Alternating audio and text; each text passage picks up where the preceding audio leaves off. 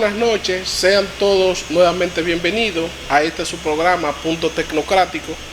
El día de hoy tenemos un invitado muy especial, estamos hablando de Pekel, nuestro querido Pekel de aquí de la provincia de Montes Plata, que viene a hablarnos un poquito sobre el impacto que ha tenido la juventud en toda la historia de República Dominicana y por qué no abarcar otros sectores. Además de esto, vamos a estar hablando un poquito sobre la vacuna, Carlos, un tema que todavía llegaron, se encuentra, 1 millón llegaron ayer. Se encuentra de moda porque sabemos que han habido pausas por falta de las vacunas. El día de ayer llegaron 1.100.000 vacunas. Entonces también vamos a estar tratando este tema, Carlos Montero. Como siempre nos acompaña nuestro compañero Carlos Montero. Bienvenido público que nos ve a través de Canal Telecircuito, Canal 81, el primero y el único por televisión nacional de la provincia de Montes Plata. Así es, Carlos. Carlos, la vacuna, ya llegaron las vacunas. ¿Seguirán con el mismo plan o considera que van a hacer algún cambio de estrategia? No, lo que se ha estado informando es que ya se va a vacunar, se va a continuar con la fase. Ya los mayores se han vacunado unos 600.000 de los mayores, de entre 60, 70, 80. Tenemos muchas personas, Carlos, de la tercera edad. No, adultos mayores, como le llaman. No, pero nosotros tenemos una población de 10 millones que se hayan vacunado 600.000, creo que no es. Falta mucho todavía mayores por ponerse la vacuna. Pekel me dijo que se puso su vacuna, que él no perdió tiempo. Aprovechó. Entonces, ayer llegaron 1 millón de allá de China, después que no queríamos a los chinos. Al final tuvimos que aceptar los chinos. Bueno, Carlos, yo siempre he tenido la tesis de que el chino es quien más sabe del coronavirus. Este no es el primer coronavirus con el que ellos lidian. Ya ellos habían vencido otro tipo de coronavirus y nosotros entendemos que nadie conoce de coronavirus como los chinos, pues entonces el que sabe de coronavirus, que traiga las inyecciones. Exacto, porque allá fue que nació. Sin embargo, Carlos, es bastante interesante nosotros ver algunos de los últimos síntomas que han estado presentando las personas que han sido infectadas con el coronavirus. Sí, ahí creo que en Miami, ¿cómo es en Miami? Algo así. En otro país, no recuerdo el nombre, de uno de los nuevos síntomas del coronavirus, especialmente a los mayores interesante. de 60 años. Interesante, Carlos. Estamos viendo que estas personas mayores de 60 años están presentando erecciones, Carlos, por más de 4 horas consecutivas. Estuve leyendo. Ahora las personas mayores no quieren inyectarse, Carlos, porque quieren sentir esos síntomas. Yo estuve leyendo en el periódico de un señor que llevaba, un militar de unos 62 años, que lo llevaron y tenía 4 horas, ya tú sabes, prendido. Así es. Es un nuevo interrogante para la salud mundial. Así es. Todavía no se ha determinado cuál es la causa, si fue, o sea, qué pasó en realidad. Pero sí es un nuevo síntoma. Así es. Que a las personas que tienen de 60 años para allá, cuando COVID.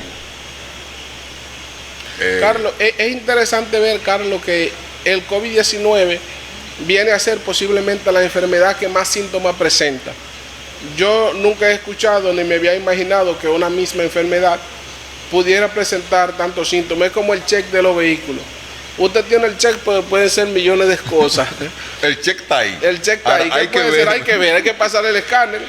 Y entonces nosotros vimos que inclusive uno que se volvió muy famoso, Johnson, que le creció la lengua, ¿verdad? No sabemos si esto muta de acuerdo a cada persona, pero de hecho él tenía una lengua bastante grande. Bueno, la realidad es que estamos contentos por ese 1 millón de vacunas, 1.100.000, 50.000, porque el gobierno compró 50 y China le regaló 50. El gobierno compró 1 millón, perdón, y China le regaló 50.000. Eso nos alegra, eso quiere decir que ya 1 millón más de personas van a ser vacunados. Así es. Y nos imaginamos, el gobierno está haciendo los trámites para que antes de que se terminen estas, pues sigan llegando. Se ve un compromiso con el gobierno, que bueno, con relación a la adquisición de la vacuna. Nosotros sabemos que hay una competencia mundial por esta adquisición de esta vacuna, no solamente en República Dominicana. Por lo tanto, que nuestro gobierno traiga 1.100.000 a nuestro país, indica que se están haciendo las gestiones. Hay que entender que hay países que tienen millones de habitantes, miles de millones de habitantes, que también están compitiendo posiblemente con nosotros. y en lo que la echa viene, nosotros que somos una isla pequeña de apenas 12 millones de habitantes, pues se están trayendo los medicamentos para cumplir con las fases. Nosotros entendemos que ahora se le va a dar un poquito de prioridad a los maestros, Carlos, en virtud de que pasado la Semana Santa automáticamente inicia el año escolar de manera presencial y semipresencial escalonado. Por lo tanto, nosotros entendemos que estas 2 semanas antes de la entrada de Semana Santa debe de dársele un poquito de prioridad al sector educativo, con el objetivo de, dentro de los requisitos, y lo vimos en la entrevista que tuvimos con los dirigentes de la EDP, dentro de los requisitos que ellos tienen es que deben de estar vacunados, Carlos Montero. Sí, creemos que el sector educativo es donde ahora se va a trabajar, porque ya el sector salud se vacunó y parte de los militares, y como el 6 de abril se abren las clases, como tú decías, la exigencia que hace la ADP es una de estas, creemos que van a seguir trabajando en ese sector. Pero, Yolani, hoy vi algo, yo diría humillante, deprimente, doloroso, que en nuestro país estemos viendo cosas como esta. Si producción puede ponernos la foto, aunque sea un poco borrosa, de un video de Yolani, que se ha vuelto viral. Oye, es increíble, mira, el que ve eso es una cosa que deprime. Eso fue un señor que todavía no se ha identificado su nombre.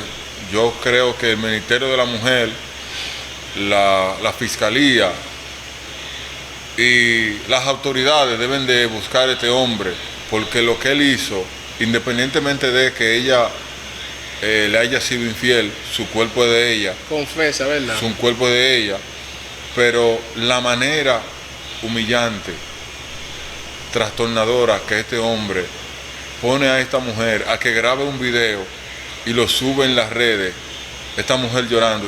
Déjame decirte, yo, que yo comencé a ver el video y esta mañana, y yo no pude verlo más de 30 segundos. Después, en la tarde, me vi obligado a verlo porque quería conocer la esencia del video para así poder hablar. Y, óyeme, algo humillante. Las mujeres merecen ser tratadas como princesas, como reinas, como bien dice la Biblia, como el vaso más frágil. Yo siempre he pensado, Carlos, que a pesar de que nosotros vivimos una etapa en donde la mujer pelea una igualdad, debe de estar orientado muchísimo más a la equidad, porque esa dulzura de la mujer, esa flexibilidad, esa ternura es algo que nunca va a poder igualarla el hombre, por más que la mujer quiera ser rústica como el hombre, nunca se va a lograr. Y yo entiendo que ese tipo de video pues es un poquito traumático con relación a la mujer, y estamos justamente en el mes de la mujer, Carlos. Hay que recordar que el mes de marzo es el mes de la mujer. Es un poquito traumático porque es cierto que quizá ella misma confesa de que había cometido un hecho, ¿verdad que sí? Pero esos son temas que deben de tratarse en el hogar, y yo creo que esas son de las cosas que no se manejan bien, cuando las cosas del hogar, los problemas del hogar se extrapolan hacia otros medios de manera masiva, donde no todo el mundo lo maneja de la misma forma, solamente con darle una lección.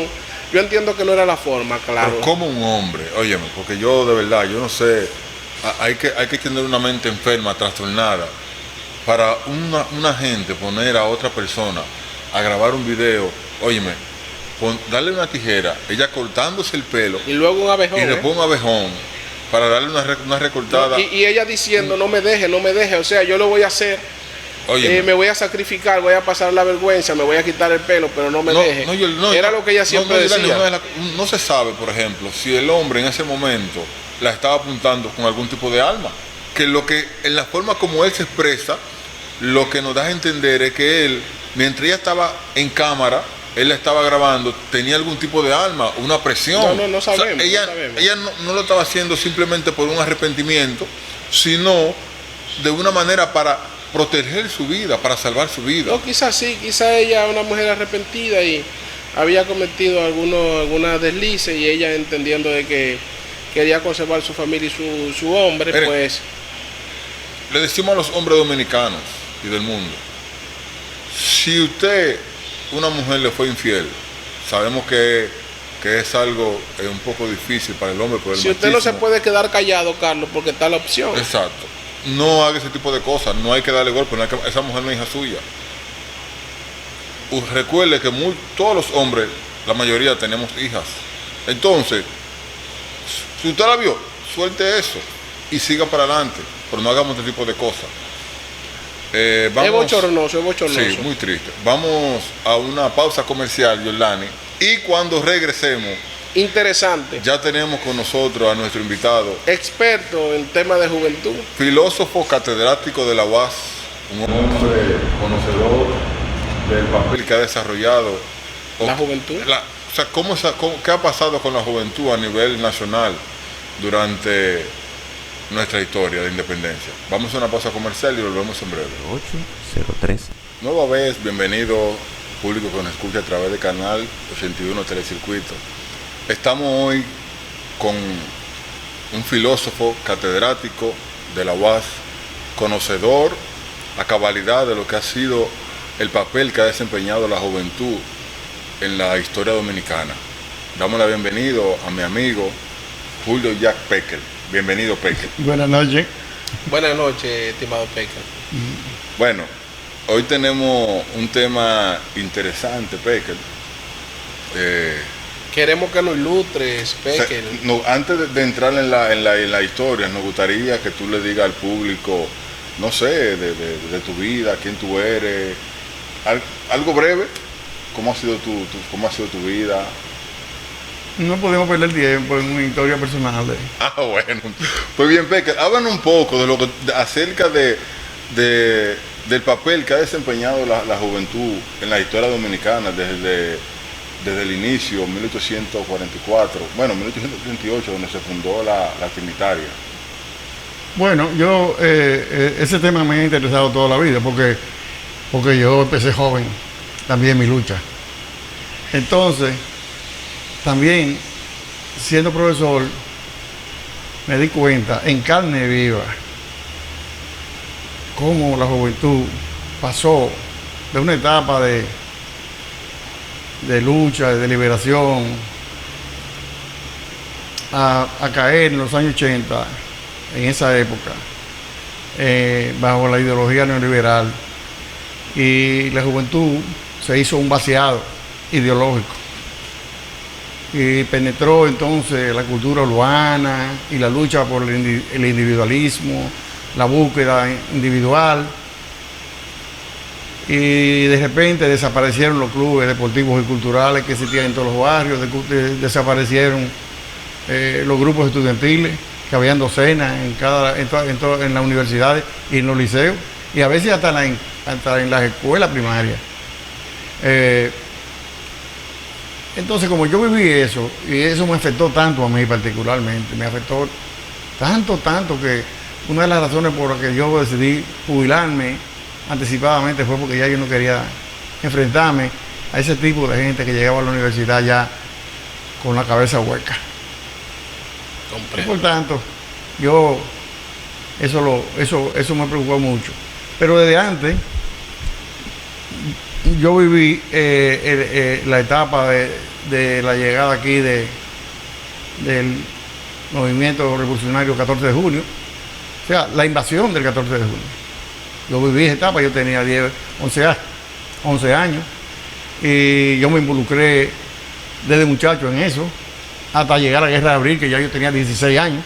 ¿A qué edad tú entraste en ese movimiento de...? No, yo no entré en sí, pero participaba. Le gustaba. Salía de mi casa y me metía en todas las actividades. Yo solito, de mi cuenta, sin ningún padrino atrás. O sea, estamos hablando que en el movimiento 14 de junio que lideró Manolo Tavares Justo. Exactamente. Ya usted tenía... Pero vayamos a los orígenes. Exacto. O sea, la República Dominicana se debe al trabajo de los jóvenes que conformaron la Trinitaria en 1838, encabezado por Juan Pablo Duarte, que en ese momento tenía exactamente 25 años, había nacido en 1813, y la mayoría de ellos eran más jóvenes que Duarte. Así es. Sí. Y 6 años después, en 1844, proclamaron la República Dominicana. Siendo jóvenes todavía, Pekel. Sí, señor. Nosotros hablamos que ellos ni siquiera habían alcanzado la edad de Cristo, porque justamente Juan Pablo Duarte era el segundo más adulto, todos eran jovencitos de 17, 18 y 19 años. Y lo hicieron en contra de la opinión y del deseo de la gente mayores. A ellos le tenían un apodo despectivo que le decían los filorios. Los filorios se referían al hecho de que una jovencita que trabajaban con ellos en las actividades culturales que tenían a través de la filantrópica, otros clubes que formaron, utilizaban unos ramitos de jazmín que le llamaban filoria, y de ahí vinieron los de los filorios, que equivaldría ahora mismo a eso de que los evitos. O sea, que ellos se burlaban de ellos, Sí, los mayores, que sí. no iban a hacer nada. Como que eran los evitos, como que eran gente que no eran hombres completos, Comprendo. porque en esa época el poder lo ejercían los ateros, los ganaderos, Los grandes grandes terratenientes. Sí, una clase aristocrática que había, cuya riqueza era la posesión de tierra, y vivían de la producción de ganado y de la tumba de árboles en todo el país. Y desde que estos muchachos jóvenes de la capital principalmente, y de Santiago, eran jóvenes de la ciudad, de pequeños burgueses, hijos de comerciantes, y que no eran la clase que estaba en el poder. Entonces, después que ellos lograron la independencia, esa clase dominante que no creía en la posibilidad de la República Dominicana, porque le temían a Haití más que a otra cosa, lo empezaron a acosar. Y se hizo famosa una frase de un coronel apellido Machado, que dijo en público: abajo los vilorios. O sea, abajo los vilorios. Los filorios. Los filorios, abajo los filorios. Haciendo referencia a Pekel, a lo que habían realmente liberado al país. Claro, y lo persiguieron. Y Duarte tuvo que irse para el exilio y fusilaron a una hermana del padre de la patria. Y apresaron a muchísima gente. Y hicieron un debacle para ellos tener el poder. Pekel, es decir, que desde la fundación de la República, a pesar de que en ese tiempo sí teníamos jóvenes valiosos que se enfrentaron contra todo a todos, aún así ellos tenían una presión, una persecución por los más adultos y personas que de alguna forma u otra tenían el control del Estado. Sí, o sea, ellos fueron objeto de una persecución política. Desde el principio, un grupo de ateros conspiraban contra ellos. Habían grupos dominantes que eran afrancesados, que querían que nuestro país pasara a ser colonia de Francia. Otros querían que fuéramos colonia española, entre ellas Pedro Santana. Otros queríamos que fuéramos colonia incluso norteamericana. Entonces, ellos no se negaban a reconocer que nosotros éramos una nación viable históricamente. Y cuando Santana llegó a los 60 años, que ya no tenía tanto espíritu ni fuerza para luchar, decidió entonces anexar el país a Inglaterra y envió allá una serie de personas y negoció eso, y sin hacer ninguna consulta con el pueblo, sin hacer ningún tipo de investigación sobre lo que deseaba el pueblo dominicano, volvieron a retirar la bandera dominicana y subieron entonces la española.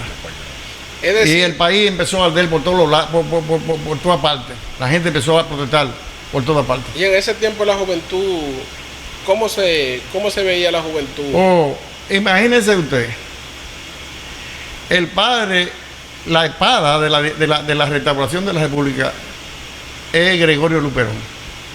Gregorio Luperón nació en 1839. De modo que al momento de la anexión, en 1861, él tenía 22 años. 22 años, cierto. Y en poco tiempo, en base a su valor y a su audacia y a su habilidad con la espada y con las armas, se convirtió en un general. Y básicamente, esos patriotas derrotaron rápidamente, en apenas 3 años, a las tropas españolas. Es decir, que no tenía ni siquiera 25 años Gregorio Luperón cuando cuando realmente restauró esta república. Sí, 25 años tenía exactamente, Sí, más o exacto. menos. Porque, volviendo un poquito atrás, Duarte, bueno, hablábamos tras cámara, que Duarte era un capitán de la Guardia Haitiana. ¿Cómo entonces Duarte, siendo un militar de la Guardia Haitiana, él se... Nosotros éramos un territorio bajo control de Haití. No solamente desde 1822, cuando se proclamó la llamada independencia efímera. España le había cedido a Francia todo su territorio después de perder una guerra que duró bastante tiempo. Y firmaron un acuerdo y entre ellos España le cedía a Francia esta colonia. Los haitianos se quedaron de aquel lado y se hicieron indiferentes a la presencia aquí de una población española, básicamente. Pero cuando en 1822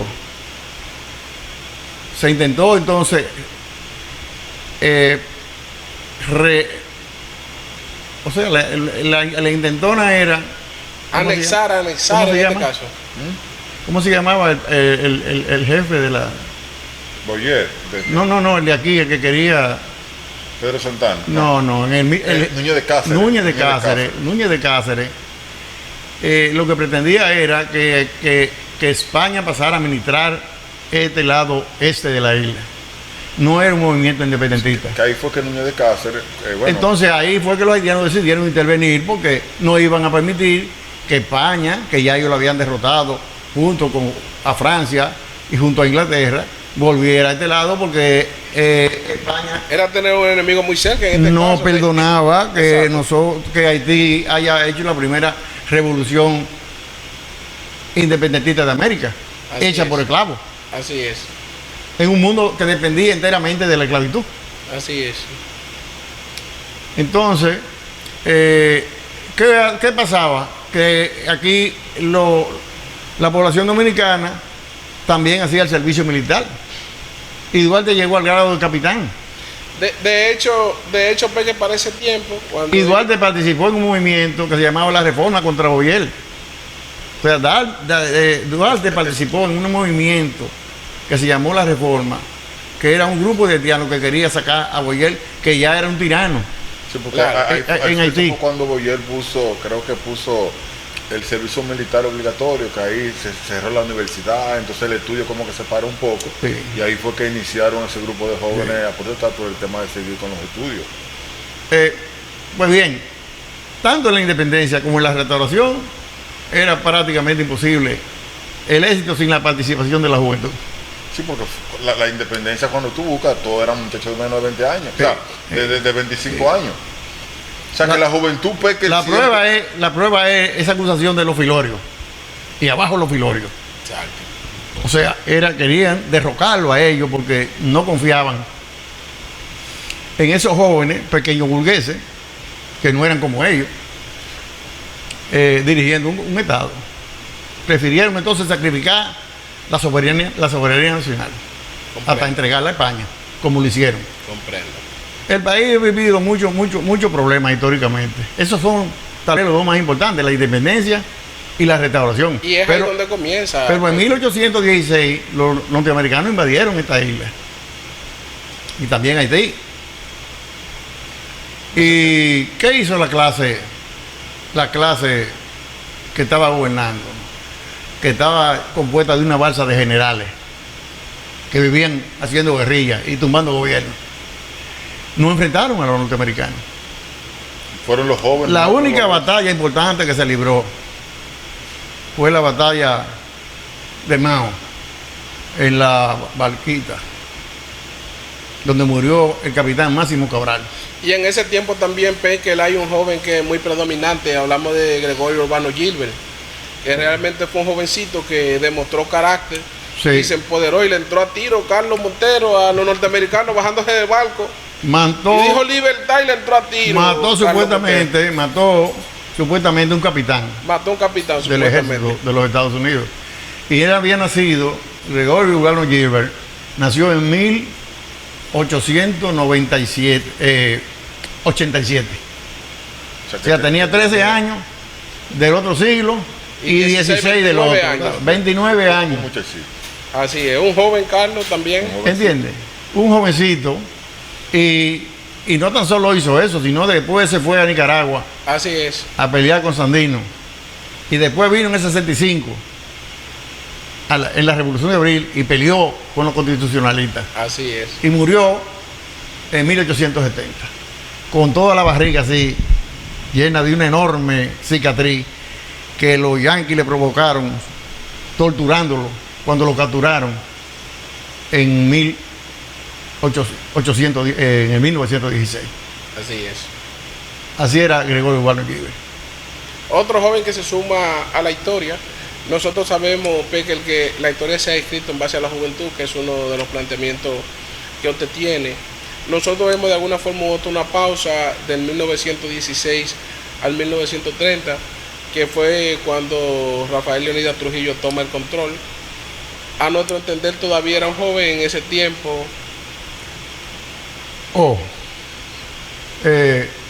¿Tú te refieres a Manolo y esa gente?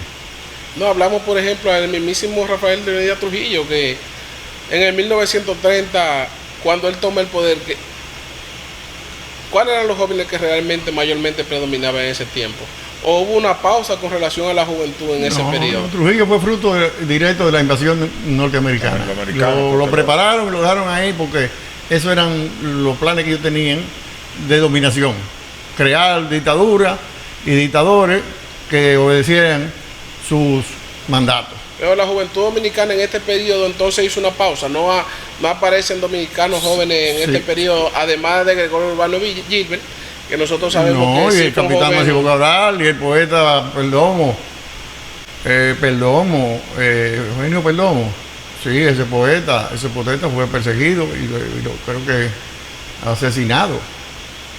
Y los famosos morenos de allá de San Pedro de Macorís, que le pusieron como nombre los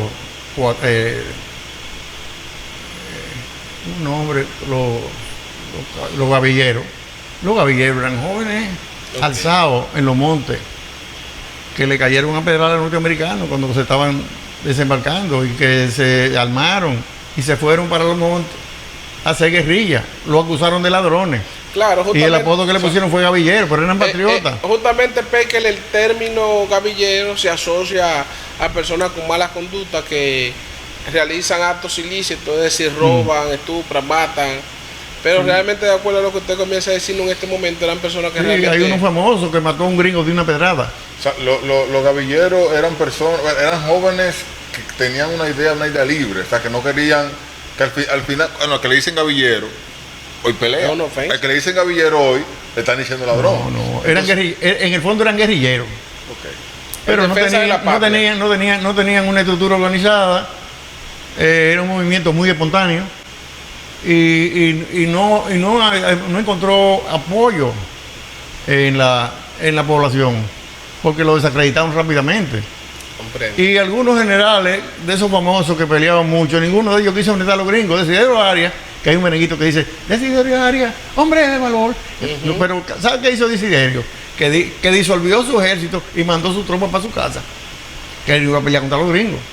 ¿Entiendes? O sea, esos generalotes como hombres, ninguno pelearon. Y entonces le dejaron la carga a un grupo de jóvenes que murió en la batalla de la Barranquita. Murieron más de 50 dominicanos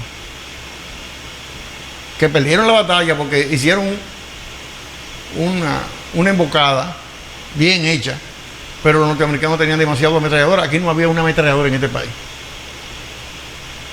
Y cuando esos gringos utilizaron esas ametralladoras, ese fuego tan grande provocó mucha baja y hubo que salir corriendo.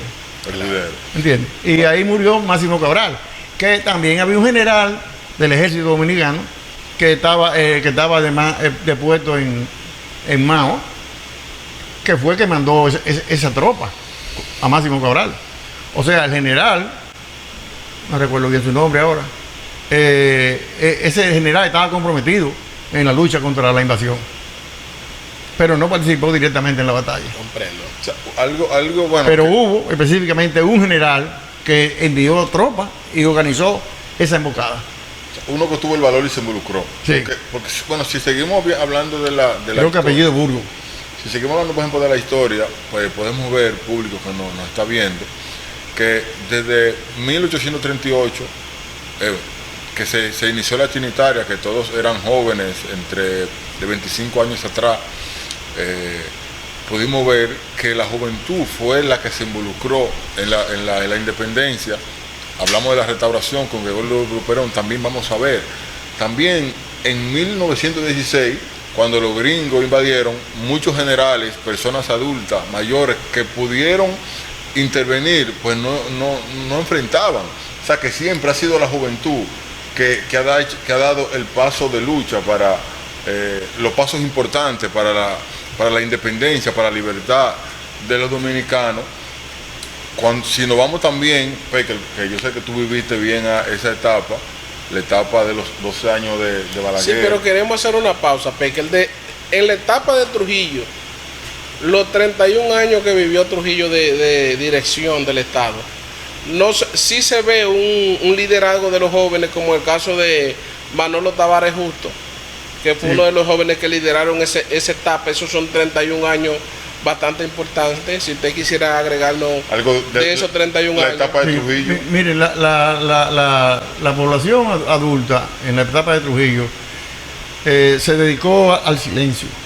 O sea, lo que se hablaba, y yo viví parte de eso, era... O sea, tú viviste varios años en la etapa. ¿Qué edad tú tenías más o menos? Yo nací en 1949. Ok. ¿Entiendes? Tenía 11 años. La gente... 12 años. Él era que no se podía hablar. La gente lo que estaba era protegiendo a su familia. Los adultos que conocían el pasado de Trujillo, ¿entiendes? Que conocía todos los crímenes que había cometido, ¿entiendes? Quería salvar a su familia. Y era silencio. Entonces el país estaba lleno de una cultura en toda la casa había letreros. Aquí Trujillo es el jefe, fotos de Trujillo. La creencia de que Trujillo era un dios estaba tan arraigada que el día que mataron a Trujillo, al día siguiente, yo vivía en el Sánchez Osama. ¿Qué edad tú tenías? Yo tenía 11 años. 11 años. Yo me fui a bañar al día siguiente con dos jovencitos igual que yo, a los Tres Ojos. Nos íbamos por los montes, por Alma Rosa, que habían una granja de pollo por ahí. Y cuando salimos a las 3 de la tarde, yo le dije a los muchachos, vamos a coger una bola porque no cogió muy tarde. O sea, y andábamos sin permiso. Entonces, empezamos a pedir bola y ahí mismo se paró un hombre, un señor mayor, y nos montó. Yo noté la música, una música sacra. De alegría. Y al final le pregunté al señor a qué se debía esa música. Y entonces nos dijo a nosotros, ustedes no saben que Trujillo se murió. No habían dicho que lo habían asesinado, sino que Trujillo se murió. Y entonces hay un duelo nacional. Yo escuché eso y cuando me apié, me reí y le dije a los muchachos, ese viejo está loco. Dije que Trujillo se murió. Trujillo no muere. O sea, yo creía que Trujillo no moría. Okay. Para mí, o sea, Trujillo... Esto era lo que le tenían incrustado, sembrado en la memoria de la juventud. Trujillo tenía más poder que Dios. O por lo menos lo vendía. Sí, además yo vi a Trujillo hacer milagros. Y yo nunca vi el milagro de Dios. Oye, yo estaba... Espérate, haz una pausa ahí. Sí. ¿Cómo así que tú lo viste? Oye, yo estudiaba en el Colegio Adventista Dominicano, interno. Y allá habían unos estudiantes de Moca, de un pueblo que se llamaba Jábaba, o debe existir todavía. Y dentro de ese grupo de muchachos, casi de mi edad, había uno que le decían el ñato, que tenía labio leporino, y hablaba como hablan los ñatos. Claro. Y entonces a él le dijeron que Trujillo tenía una hacienda al frente, la Hacienda Fundación, creo que se llamaba, y pasaba los fines de semana muchas veces por ahí a caballo. Y el ñato quería hablar con Trujillo para ver si podía reconstruirse su nariz. Y tuvimos varias semanas esperando los fines de semana, los domingos ahí, hasta que un día realmente pasó Trujillo con un grupo de gente a caballo. Ahí fue que tuviste Y el ñato salió corriendo, lo agarraron y una serie de cosas hasta que finalmente Trujillo le dijo que lo dejaran hablar. Y el ñato le explicó a otra gente, no a Trujillo, lo que pasaba. Y Trujillo le dije, tómale los datos, le dijo uno de sus ayudantes ahí, tómale los datos. Y se fueron. Y como a la semana llegó un vehículo al colegio y buscaron a ñato y se lo llevaron. Y como a la semana llegó el ñato al colegio. Arreglado. Totalmente arreglado. Eso es un milagro. ¿Entiendes? O sea, para mí eso era un milagro. Claro, es cierto. O sea, Trujillo arregló el ñato. O sea, Ella no hablaba ñato, Peque. la familia de ñato había aprendido muchísimas velas para que el ñato se le arreglara eso. Y nunca pasó nada. Y Trujillo resolvió eso de una vez.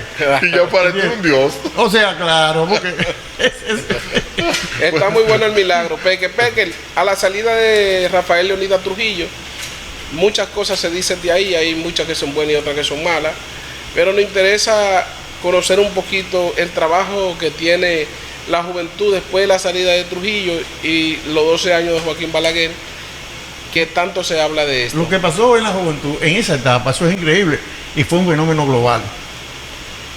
En el año 1968 se armó en Europa lo que se llama la primavera de Francia, de París, la primavera de París. Un grupo de estudiantes se rebeló, se aliaron al movimiento obrero, proclamaron la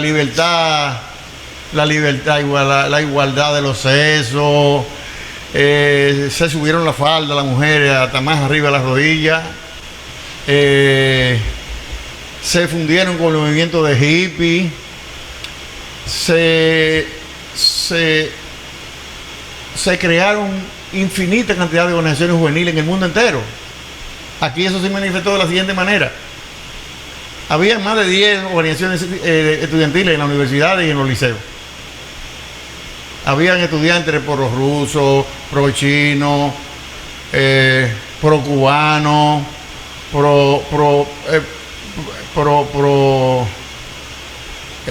habían hasta cristianos, guerrilleros, como seguidores del padre Camilo Torres.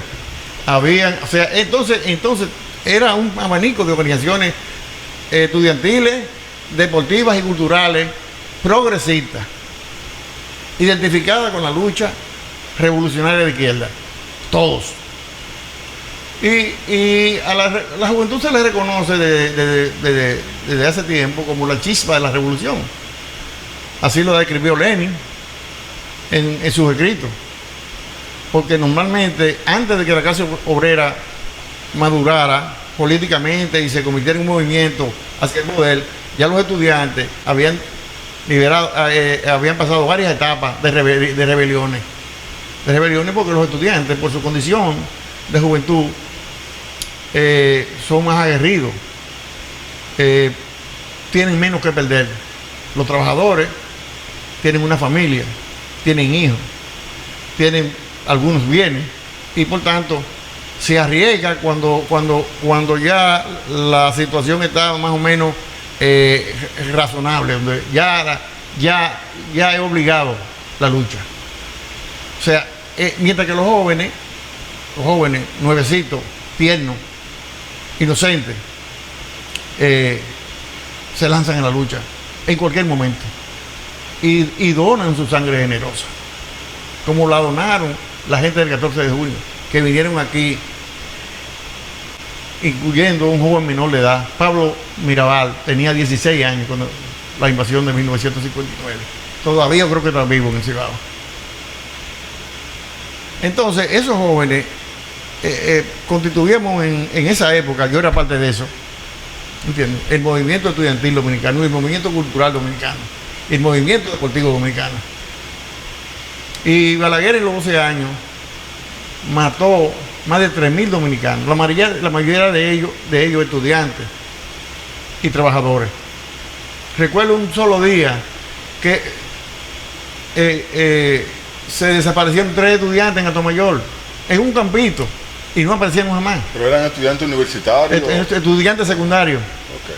Pero un solo día en el club de Guachupita, Club Héctor J. Díaz, la policía penetró en el club y se llevó un grupo de jóvenes y aparecieron regados en la ciudad muertos, cadáveres, 5 de ellos, al otro día. O sea, en la época de Balaguer tú fuiste perseguido, sí, en esa época. Claro que sí, todos fuimos perseguidos. De hecho, yo dejé de estudiar aquí, yo me fui del liceo. Yo terminé el liceo en el Liceo Juan Pablo Duarte de noche. Tuve que abandonar el liceo de Punta Plata. ¿Por qué? Porque ya no aguantaba, ya cada vez que salía de la calle me agarraban. O sea, aquí en Monte Plata, si tú salías a la escuela te llevaban preso, pero... Claro. Era un régimen totalmente fascista. Oye, si tú hablabas en un carro contra Balaguer y había un policía cerca, te agarraban y te metían preso.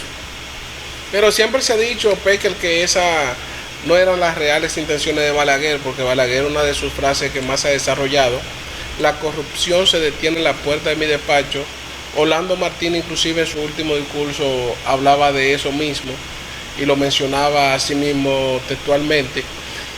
Es una forma de decir que Balaguer nunca mandó, sino que el círculo de él, de alguna forma u otra, se empoderaba y hacían las cosas que ellos querían. O sea que no era él realmente el que mandaba a cometer esos actos, sino que eran quizás los generales de él y personas muy allegadas a él que, blindados de poder, cometían ese tipo de actos. Eso quería hacer creer Balaguer. Balaguer decía eso. Y claro, Balaguer decía eso. Él decía que había fuerzas incontrolables. Pero Balaguer hizo la banda colorada. Balaguer hizo la banda colorada y buscó quién formar la banda colorada. Y los paleros, háblame de esa banda ahí, que los paleros, Pecker, de jóvenes también. Los paleros me decía que hay un famoso abogado que pertenecía a esa banda. Los paleros eran un movimiento después de la muerte de Trujillo, de Trujillita, que eran jóvenes, me dicen la mayoría.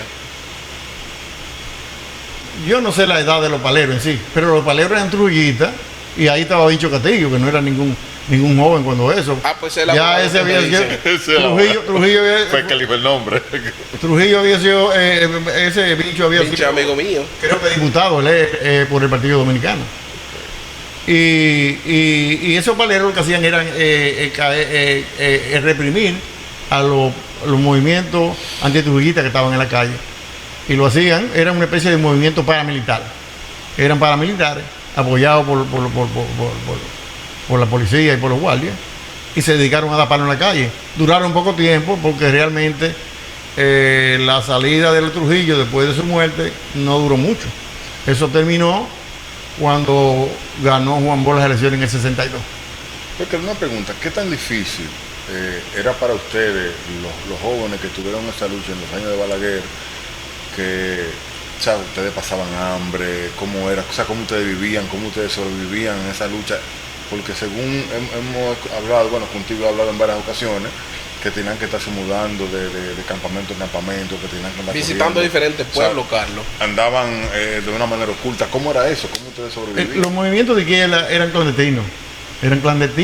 O sea, después que tú asumías una militancia política, tenías que hacerlo oculto, porque si tú te mostrabas públicamente en el trabajo de un comunista, de un socialista, eso Balaguer había hecho una constitución que decía que el comunismo era ilegal. A mí me acusaron varias veces de práctica ilegal del comunismo, como acusación básica. Me llevaban a un tribunal acusado de práctica ilegal del comunismo. Por ejemplo, me cogían pegando fichas. Comprende. O me encontraban un par de libros de Carlos Mar o algo así. Entonces yo práctica ilegal del comunismo. Esa era una acusación que era cotidiana en esa época. ¿Cómo cuántas veces tú caíste preso? Yo no recuerdo, pero caí muchas veces preso. Pero recuerdo que cuando me hice un militante político, yo me fui de mi casa. ¿Con qué partido comenzaste, Peque? El MPD. El más aguerrido de esa época. Comprendo. El de Maximiliano Gómez. Y nosotros vivíamos nos íbamos al campo. Normalmente se hizo una política de lo mejor al campo, o sea, sacar cuadros y mandar bueno para el campo. Okay. Entonces uno vivía en casa de confianza de colaboradores, gente que trabajaban con amas de casa, dirigentes sindicales, dirigentes barriales, gente tranquila que tenía su casa, que no eran un grande militante, y uno podía ir allá y ahí podía conseguir comida y alguna cama de dormir. Así uno iba rodando de un sitio a otro, siempre estaban esa gente ahí, ya el partido las conocía. Un día iba yo, después seguía llevaba otro. Eran casas de protección, lugares donde uno tenía apoyo. Todo por la lucha. Entonces, exacto, pero la policía también le daba seguimiento a eso. Claro. Era corriente que muchas veces a la policía capturara a uno. ¿Entiendes? Pecker, se acaban los 12 años de Balaguer, entra un gobierno democrático.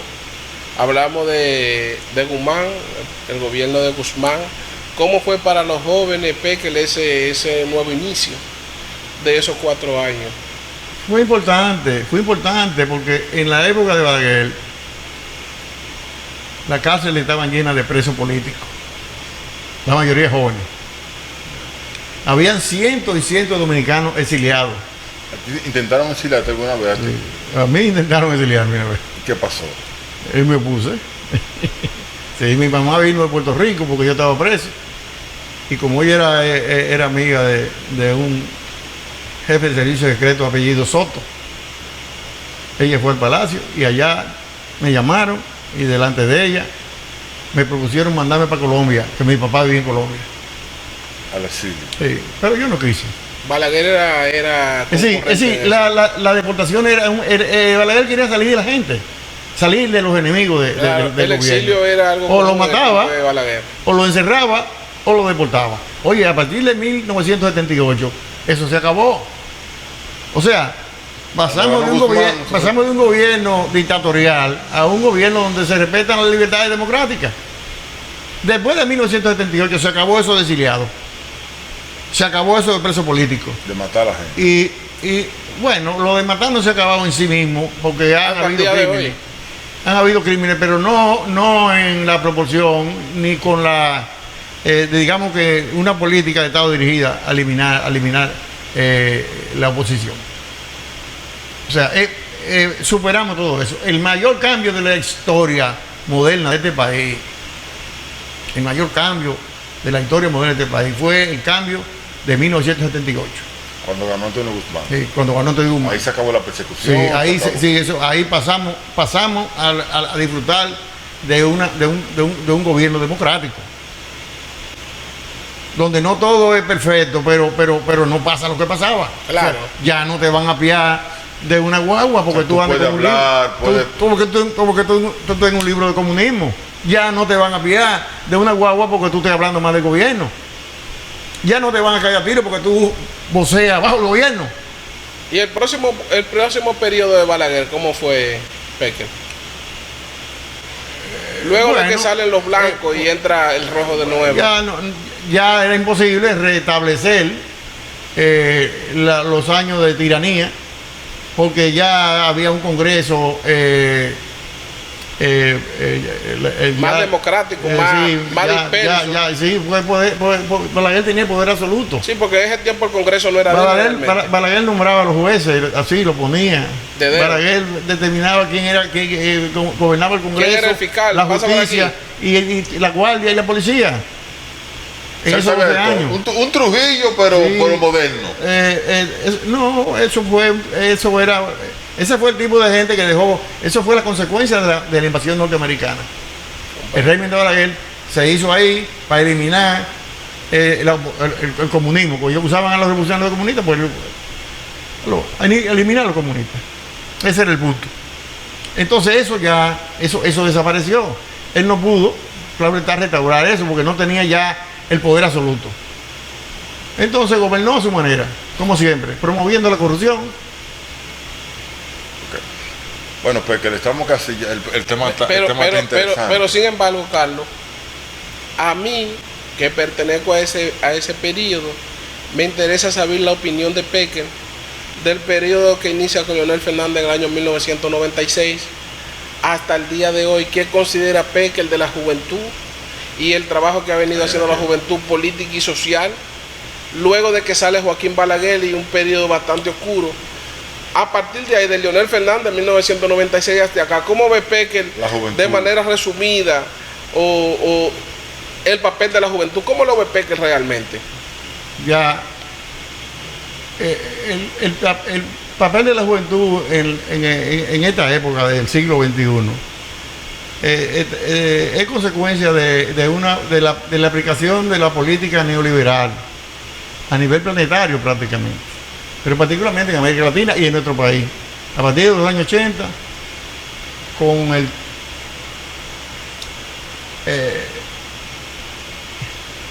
principalmente aquí con el ascenso de Leonel, empezó la política de privatización de las empresas del Estado. Y empezaron a difundirse fuertemente los valores de la filosofía neoliberal, el individualismo, la falta de un proyecto social. Ya no hay utopía, ya nadie lucha. Antes la gente tenía proyectos sociales, colectivos. Los revolucionarios reivindicaban la revolución socialista. Balaguer reivindicaba la revolución sin sangre. O sea, hasta la derecha creía en el cambio. En la actualidad nadie plantea el cambio, de hecho. O sea, el cambio, ya no hay proyecto, ya no hay utopía. Tenemos unos jóvenes más haraganes ahora. Entonces la cultura se ha vulgarizado, se ha vaciado. Los contenidos de las canciones y de la música son asqueantes, son soeces, son cosas que hasta indignan a una persona que estuviera involucrada antes en el compromiso social. ¿Algún mensaje? La imagen de un joven se plasmaba antes a través de un cantautor, de los cubanos, de unos españoles, de unas españolas, de la Argentina, ¿cómo se llamaba? Pekel. Mercedes Sosa. Tú ves, eso eran los mentores de la cultura popular de esa época. Ahora no, ahora son unos raperos. Cierto. Diciéndome la palabra. Un mensaje. Pekel, ¿qué mensaje tú le das a la juventud dominicana de hoy día?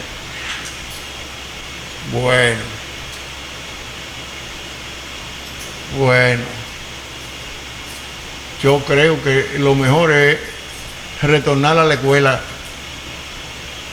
Yo fui a la escuela, a mí nadie me mandó a la escuela. Yo mismo me inscribí en la escuela. Los jóvenes deben retornar a la escuela y olvidarse lo más que se pueda de la cultura urbana. La cultura urbana es el principal enemigo del futuro de estos países. Porque de los países ricos no hay problema. Ellos alcanzaron su meta.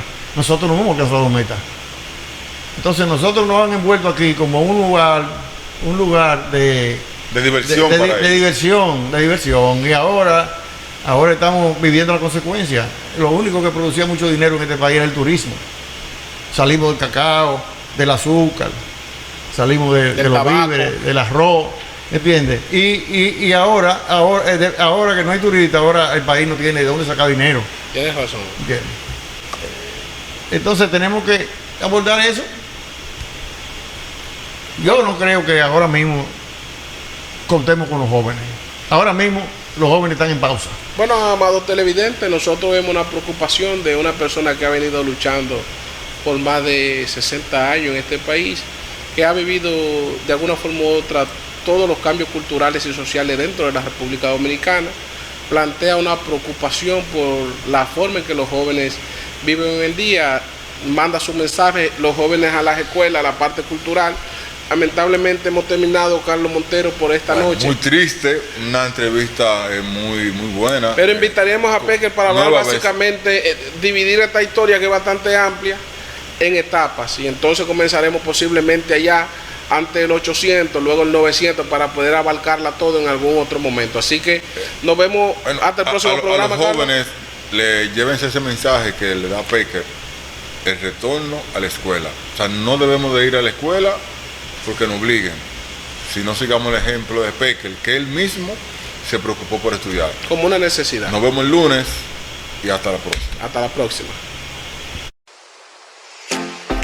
Telecircuito Canal 81, el primero y el único. Síguenos en Instagram y YouTube, @Telecircuito. Búscanos en Facebook como Telecircuito. Escríbenos en WhatsApp al 809-309-8181. Telecircuito más cerca de ti. Telecircuito, tu canal.